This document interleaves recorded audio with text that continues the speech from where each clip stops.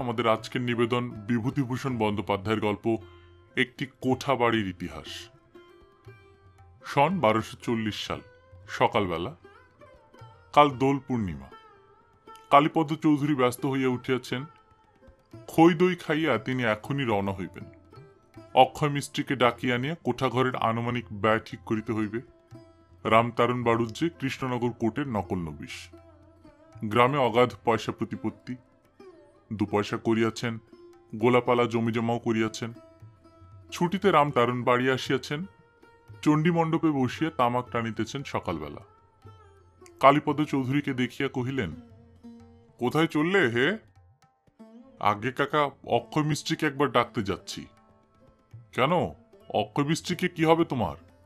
কালীপদ আসিয়া বসিলেন চণ্ডীমণ্ডপের দাওয়ায়। বললেন, বাহ, এবার মিছরে গাছটাতে খুব বোল হয়েছে দেখছি। বসন্তের সকাল, একটু একটু ঠান্ডা বাতাস বহিতেছে, আম্র মুকুলের সুমিষ্ট সৌরভে ভরপুর। রামতারণ বলিলেন, আরবারও বোল হয়েছিল ভালো, কুয়াশাতে সব ঝাই পড়ে গেল। দেখো এবছর কি হয়। বোল তো ভালোই হয়, তবে টিকে থাকে না। বসো বাবা। এই সময় রামতারণের ভাইঝি একটা কাঁসার সাগুরিতে চাল ভাজা, নারকেল কোড়া ও খানিকটা গুড় লইয়া আসিয়া বলিল, জ্যাঠামশাই খাবার খান। রামতারণ ব্যস্ত হইয়া বলিলেন, ও শৈলী, এই তোর কালীপদ দাদা এসেছে, বাড়ি গিয়ে তোর জ্যাঠাইমাকে বলগে। কালীপদ বললেন, না না কাকা, আমি এইমাত্র খই দই খেয়ে বেরিয়েছি। আমায় যেতে হবে সেই পুব পাড়া। অক্ষয় মিস্ত্রিকে বাড়ি পাওয়া দরকার। আমি উঠি। না না, বসো। 2টি চাল ভাজা খেলে তোমাদের মতো ছেলে ছোকরা মানুষের আর অক্ষিদে হবে না। যা শৈলী, নিয়ে আয় তো। ভালো হয়ে উঠে এসে বসো না। তুমি আজকাল সেই জমিদারি সেরেস্তাতেই কাজ করছো তো? আগে হ্যাঁ। একটু পরে শৈলী আরেক বাটি চাল ভাজা ও গুড় লইয়া আসিয়া কালীপদর সামনে রাখিয়া চলিয়া গেল। যে সময়ের কথা বলিতেছি, তখন পল্লীগ্রামেও অবিবাহিত কিশোরী মেয়ে গ্রামের তরুণ যুবক প্রতিবেশী সহিত গুরুজনের সম্মুখে কথাবার্তা বলিতে পারিত না। শৈলী মেয়েটি বেশ স্বাস্থ্যবতী, দেখিতে শুনিতে ভালো, রঙও ফর্সা। চাহিয়া দেখিবার ও 2-1টি কথা বলিবার ইচ্ছা থাকিলেও কালীপদ সামলাইয়া গেলেন। রামতারণ জিজ্ঞেস করিলেন, তারপর অক্ষয় মিস্ত্রির কাছে কি মনে করে? 2টো পাকা ঘর করব ভাবছি কাকা। রামতারণ একটু বিস্মিত না হইয়া পারিলেন না। সেদিনের ছেলে কালীপদ, ওর বাবা পয়সা রাখিয়া যায় নাই মৃত্যুকালে। একটি অবিবাহিত ভগ্নী ও বিধবা মা লইয়া ওর সংসার। আজ 8-10 বছর কি করিয়া চালাইতেছে রামতারণ বাড়ুজ্যে তাহার খবর রাখা আবশ্যক মনে করেন নাই। কিন্তু সেই কালীপদ আজ তাহার পৈতৃক আমলের চৌচালা খড়ের ঘর ছাড়িয়া পাকা বাড়িতে বাস করিবার স্পর্ধা করিতেছে। এত পয়সা ছোড়ার হাতে আসিল কিভাবে? রামতারণ বলিলেন, আচ্ছা কাকা, আপনি বলতে পারেন, 2খানা ঘর মাত্র, দরজা জানলার সামনে একটু রোয়া, এতে কত খরচ পড়তে পারে? তাই যাচ্ছিলাম অক্ষয় মিস্ত্রির কাছে। আপনারা আজ পেলে আর অত দূরে যায়নি। তাহলে যদি বলেন। দাঁড়াও, কাগজ কলম নিয়ে বসতে হচ্ছে, আনি। কাগজ কলম আনিয়া হিসাবপত্র জুড়িয়া দেখা গেল 800 টাকার কমে ওরকম একটা ছোট বাড়ি তৈয়ারি হয় না। সব জিনিসের দাম বেশি। ইটের হাজার 7 টাকা, 10.5 আনা সিমেন্টের বস্তা, রাজমিস্ত্রির মজুরি 10 আনা, পেটেল মজুরের 4 আনা হইতে 5 আনা। রামতারণ ভাবিয়াছিলেন খরচের হিসাব পাইলে ছোড়ার চুল বুলুনি ভাঙিয়া যাইবে, কিন্তু দেখা গেল তাহা নয়, ছোড়া দমিল না, বরং বলিল, 800 টাকা তো, না হয় 100 টাকা এদিক ওদিক হতে পারে, কি বলেন? তাহলে পাঁজি দেখে একটা শুভ দিন দেখে দিন কাকা, সূত্র ফেলা যাক। রামতারণ বলিলেন, তা একদিন দেখো, এখন কোঠা করছো, বড় আনন্দের কথা। তোমাদের উন্নতি দেখলে মনে বড় আনন্দ হয় বাবা। আহা, আজ যদি তোমার বাবা বেঁচে থাকতেন। তা সবই ভাগ্য। কালীপদ রামতারণ বাড়ুজ্যের পদধূলি লইয়া বলিলেন, আপনি আশীর্বাদ করুন কাকা, যেন মাকে অন্তত কোঠা ঘরে শোয়াতে পারি। আপনাদের আশীর্বাদ। হবে হবে হবে বই কি, তবে 1000 টাকা ট্যাকে গুজে তারপর কাজে হাত দিও। দেখো যেন অর্ধেক হয়ে পড়ে না থাকে। বড় শক্ত কাজ, ছেলে মানুষ কি না, তাই বলছি। আগে আপনার সঙ্গে পরামর্শ করে সব করব। আমার আর কে আছে আপনাদের 5 জন ছাড়া? কত কষ্টে মানুষ হয়েছি বাবা মারা যাওয়ার পরে, সবই তো জানেন। কোনোদিন খাওয়া জুটেছে, কোনোদিন জোটেনি। ছেঁড়া কাপড় তালি দিয়ে মায়ে পয়ে পড়েছি। দুধ ঘিয়ের মুখ দেখিনি কোনোদিন। হ্যাঁ হ্যাঁ, তোমার ভগ্নিটা তো প্রায় 11 বছরে পড়ল, আর তো ঘরে রাখা যায় না। এবার ওর একটা বিয়ের জোগাড় করো। পল্লীগ্রাম জায়গা, লোকে কি বলবে না বলবে। তাও সন্ধান দেখছি কাকা, ওবেলা এসে সব বলবো। আচ্ছা, এখন উঠি তাহলে। কালীপদ চৌধুরী চলিয়া গেলেন। রামতারণ বাড়ুজ্যের সকালটা মাটি হইয়া গেল। না, আজ আর কোনো কাজ করা চলিবে না। কি কুক্ষণে তিনি চণ্ডীমণ্ডপে তামাক খাইতে বসিয়াছিলেন। রামতারণ বাড়ুজ্যে অন্যভাবেও দু একবার বাধা দেবার চেষ্টা করিয়াছিলেন। একবার মিস্ত্রিদের কাজ করা বন্ধ করিবার চেষ্টা করিয়াছিলেন, আরেকবার অন্য কি একটা করিয়াছিলেন। কিন্তু কালীপদ চৌধুরীর কোঠা বাড়ি তাহাতে বন্ধ থাকে নাই। অবশেষে যেদিন সুন্দর 2 কোঠারি পাকা ঘর নির্মাণ শেষ করিয়া কালীপদ চৌধুরী গৃহপ্রবেশ উপলক্ষে গ্রামের ব্রাহ্মণদের নিমন্ত্রণ করিলেন, বাস্তু পূজা ও সত্যনারায়ণের সিন্নির আয়োজন করিলেন, রামতারণ সেদিন তাহার কর্মস্থল গোয়াড়িতে। বংশের প্রথম কোঠাবাড়ি কালীপদ চৌধুরীর মা সেই রাত্রিতে এই ঘরে প্রথম শুইলেন। জ্যোৎস্না রাত্রি, বর্ষাকাল। মনে পড়িল এই বর্ষার দিনে খড়ের ঘরে জল পড়িত মটকা দিয়া। গরিব স্বামী কখনো সে দুঃখ ঘুচাইতে পারেন নাই। আজ উপযুক্ত ছেলে সে খড়ের চালার জায়গায় পাকা ঘর তুলিল। আজ যদি তিনি বাঁচিয়া থাকিতেন। জগদম্বা দেবী সে রাত্রে আদৌ ঘুমাইতে পারিলেন না। দোর জানালায় নতুন রং মাখানো হইয়াছে, তাহার গন্ধটা বড় উৎকট। এক একবার সে গন্ধটা মনে পরম আনন্দ বহন করিয়া আনে। চোখ বুজিয়া থাকিতে মাঝে মাঝে চোখ খুলিয়া ঘরের চারিধারে চাহিয়া দেখেন, না, পাকা ঘরই বটে। ওই তো কড়িকাঠ, ওই তো পাকা চুনকাম করা দেয়াল, ওই সেই রঙের উৎকট গন্ধটা। স্বপ্ন নয়, সত্যি কোঠাঘরে শুইয়া আছেন বটে। এই দিনটি হইতে কালীপদ চৌধুরী গ্রামের মধ্যে মাতব্বর হইয়া উঠিলেন। রামতারণের প্রতিদ্বন্দ্বী তিনি হইতে চাহেন নাই, কিন্তু গ্রামের লোক সালিশ মীমাংসা ইত্যাদি কার্যে তাহার সাহায্য চাহিতে লাগিল। বারোয়ারি চাঁদা আদায়ের ভার তার উপর আসিয়া পড়িতে লাগিল। ক্রমে কালীপদ চৌধুরীর অবস্থা আরো ভালো হইয়া উঠিল। তিনি কাছারির নায়েব পদে পাকাপোক্তভাবে বহাল হইয়া সুখ্যাতির সহিত উক্ত কার্য করিতে লাগিলেন। মাহিনা 20 টাকা বটে, কিন্তু রোজগার করিতেন 60-70 টাকা। যে সময় নশিকা উৎকৃষ্ট বালাম চাউলের মন, 10 আনা গব্য ঘৃতের শের, 16 সের খাঁটি দুগ্ধ টাকায়, একটা 2-3 সের ওজনের রোহিত মৎস্যের দাম বড়জোর 1 টাকা। সে সময় কালীপদ চৌধুরী গ্রামের মধ্যে অবস্থাপন্ন মাতব্বর গৃহস্থ বলিয়া গণ্য কেন না হইবেন। বেলপুকুরের মহিমাচরণ গাঙ্গুলির কনিষ্ঠা কন্যা হৈমবতীর সঙ্গে কালীপদ চৌধুরীর শুভ বিবাহ সম্পন্ন হইল। লক্ষ্মী যখন আসেন, কোন দিক দিয়ে আসেন বোঝা যায় না। এই বিবাহের পর হইতেই কালীপদ চৌধুরীর অবস্থা খুব ভালো হইতে লাগিল। রামতারণ বাড়ুজ্যে বৃদ্ধ হইয়া কার্যে অবসর গ্রহণ করিলেন। নকল নবিশের কাজে পেনশন নাই, তাহার অবস্থা পূর্বাপেক্ষা খারাপ হইয়া পড়িল। তবে একেবারে গরিব হইয়া তিনি কোনোদিনই পড়েন নাই, কারণ হুঁশিয়ার রামতারণ অনেক জায়গা জমি করিয়া লইয়াছিলেন। বছরের ধান গোলায় মজুদ থাকিত। কালীপদ চৌধুরীর একটি ছেলে ও 3টি মেয়ে। ছেলেটি গ্রাম্য পাঠশালায় পড়িবার পরে কিছুদিন বাড়ি বসিয়া জমিদারি সেরেস্তায় কার্য শিখিতেছিল, কিন্তু এক বন্ধুর পরামর্শে তাহাকে দূরবর্তী মহকুমার ইংরেজি স্কুলে ভর্তি করিয়া দেওয়া হইল। ইংরেজি লেখাপড়ার চাল তখন গ্রামে প্রবেশ করিয়াছে। 2-3টি ছেলে এন্ট্রান্স পাশও করিয়াছেন। রামতারণ বাড়ুজ্যের বড় নাতি তাহাদের অন্যতম। 1280 সাল কালীপদ চৌধুরীর ছেলে সুকুমার চৌধুরী দেশেই হোমিওপ্যাথিক ডাক্তারি করিয়া 2 পয়সা উপার্জন করিতেছে। কালীপদ চৌধুরীর বয়স 64-র কোঠায় ঠেকিয়াছে। রামতারণ বাড়ুজ্যে অতি বৃদ্ধ অবস্থায় এখনো বাঁচিয়া আছেন, তবে নড়িয়া চড়িয়া বেড়াইবার ক্ষমতা আর নাই। তাহার ছেলেরা চাকুরি করিতেছে, আবার বাড়ি হইবে। সুকুমারের সময় নাই, সে পয়সাওয়ালা ডাক্তার। বৃদ্ধ কালীপদ চৌধুরী ছোটাছুটি করিয়া বেড়াইতেছেন, কোথায় চুন, কোথায় সিমেন্ট। 2টি বড় সেগুন গাছ কাটাইয়াছেন সর্বপরামানিকের বাগানে।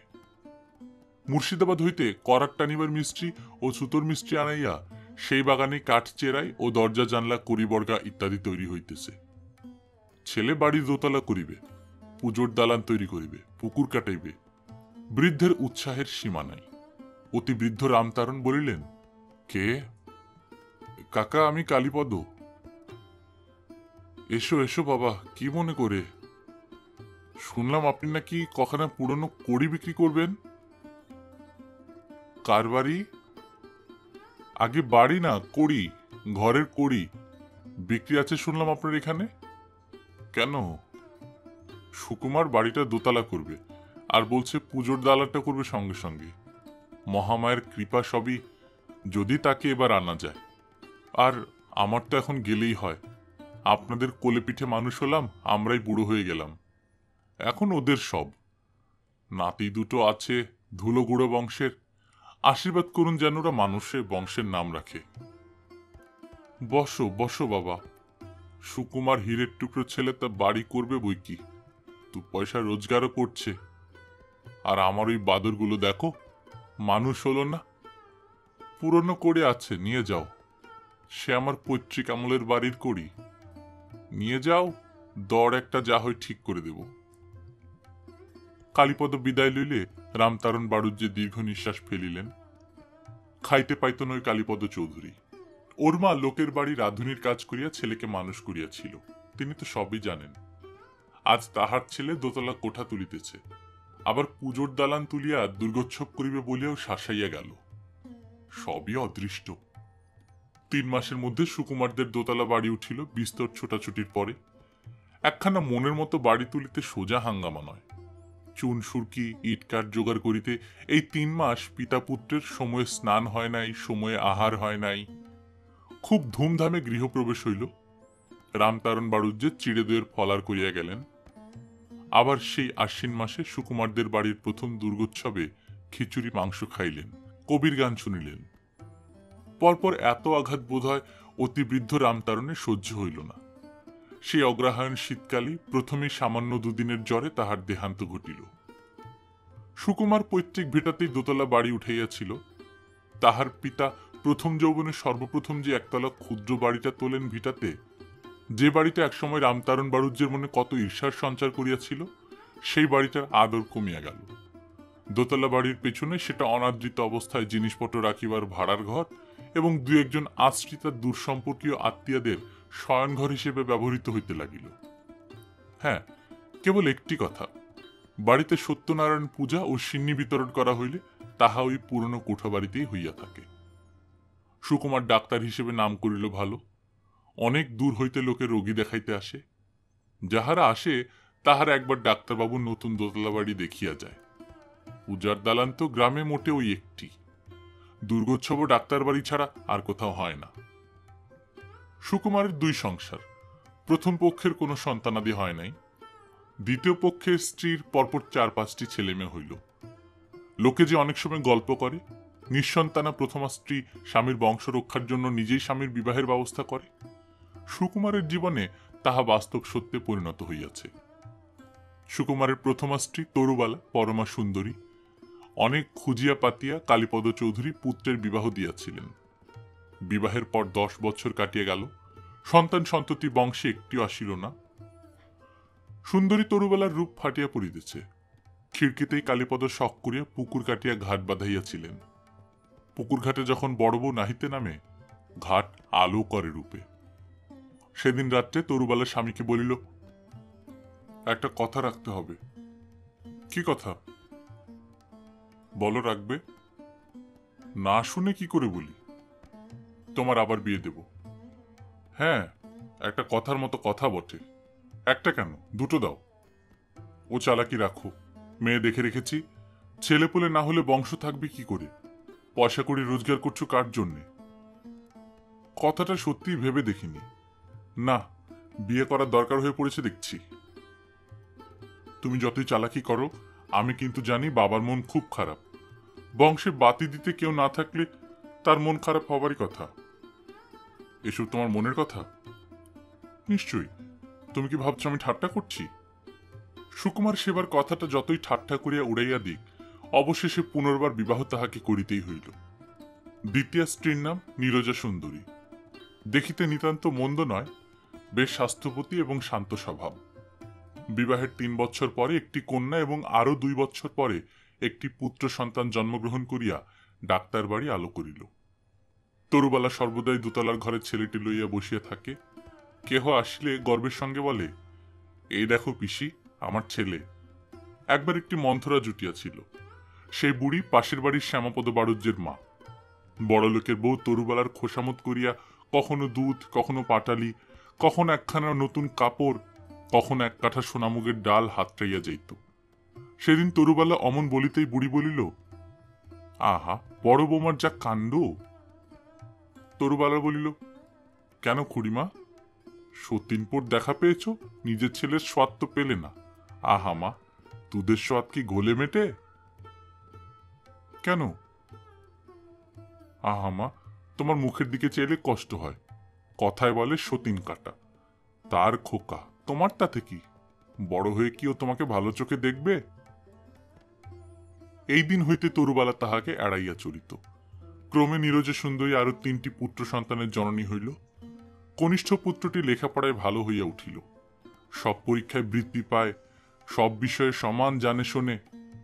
গ্রামের মধ্যে অমন ছেলে দেখা যায় না ইতিপূর্বে। বৃদ্ধ কালীপদ তো নাতিকে পলকে হারায় এমন অবস্থা। নাতির কথা সকলকে গর্ব করিয়া বলিয়া না বেড়াইলে তাহার দিন কাটে না। যে বছর ছেলেটি এন্ট্রান্স পরীক্ষায় বৃত্তি পাইল, সুকুমারের প্রথমা পত্নী তরুবালা সেবার বৈশাখ মাসে স্বামীর পায়ে মাথা রাখিয়া সৎ ছেলে মেয়েগুলিকে কাঁদাইয়া অকালে স্বর্গারোহণ করিল। তরুবালার মৃত্যুতে গ্রামের এমন লোক ছিল না যে চোখের জল ফেলে নাই। 1310 সালের বৈশাখ মাস সেটা। তাহার পর অনেক দিন কাটিয়ে গেল। অনেক সুখ দুঃখের ঝড় বহিয়া গেল সংসারের উপর দিয়া। সুকুমারের ছেলে অনাথ বন্ধু ফাইন্যান্স ডিপার্টমেন্টে ভালো চাকরি পাইয়া দিল্লি চলিয়া গেল। অন্য দুটি ছেলের মধ্যে একটি উকিল এবং অন্যটি ডাক্তার হইয়া কলিকাতায় প্র্যাকটিস শুরু করিয়া দিল। কারণ দেশে নিজের বাবার পশারওয়ালা ডাক্তার। ডাক্তারি শিখিয়া ছেলে সেখানে বসিলে কোনো লাভ নেই। সুকুমারও ভাবিল, অনেকদিন হইতেই কলিকাতায় ডাক্তারি প্র্যাকটিস করিবার যে শখটা ছিল, নিজের ছেলের মধ্য দিয়া সেটাকে সার্থক করিয়া তোলা যাক। কালীপদ চৌধুরী এখন অতি বৃদ্ধ, বিশেষ নড়িতে চড়িতে পারে না। নাত বউয়েরা সেবা করিলে খুব ভালো লাগিত বৃদ্ধের। কিন্তু একাল পড়িয়া গিয়াছে, নাত বউয়েরা স্বামীদের সঙ্গে বাসায় বাসায় ঘোরে। যদি কোনো নাত বউ কখনো আসে গ্রামের বাড়িতে 2-1 সপ্তাহের জন্য, কালীপদ তাহাকে পাইয়া বসেন। যত গল্প তাহার সঙ্গে। সে বেচারিকে কাজ করিতে দেবেন না, তাহার নিজের ছেলেপুলেদের তদারক করিতে দেবেন না। কেবল বলিবেন, বসো দিদি, বসো, এই শোনো, তোমার শ্বশুর যখন ছোট ছিল। অর্থাৎ কেবল সুকুমারের গল্প। বৃদ্ধ বললেন, বুঝলে দিদি, সুকুমার আমার বংশের চূড়ো। তারপর বলেন, আগে এই ভিটাতে কিরকম খড়ের ঘর ছিল, তিনি হাতে সামান্য কিছু জমাইয়া পুরনো কোঠাঘরটি করেন।